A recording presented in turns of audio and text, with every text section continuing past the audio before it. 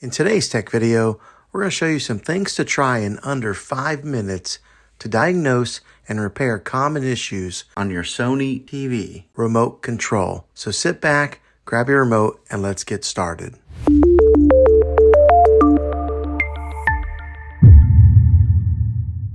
We are going to try a few different methods to try and solve your problem and get it back up and working again. The first thing that I want you to try is to remove the batteries from the remote control completely, then go over to your TV and unplug the TV from the wall outlet and wait 60 seconds. Now don't be impatient here, wait the whole 60 seconds.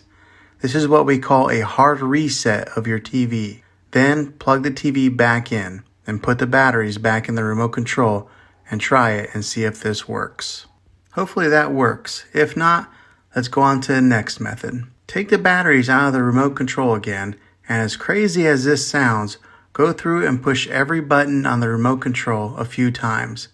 Sometimes dirt and dust get built up in these buttons, and in doing this, it helps to free up those buttons in case they get stuck and cause the remote control to malfunction.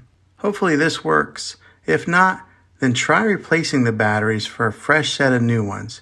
Now you probably already tried this, but it's a good reminder to anyone who hasn't. If replacing the batteries doesn't work, then the last thing that you might have to do is to replace your remote control. I'll put links in the description down below of where you can get a new remote or maybe new batteries. Well, hopefully this video was helpful to you.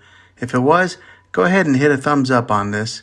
Go ahead and subscribe to my channel. I make tech videos all the time, and I'd love to have you back in the next one. Take care.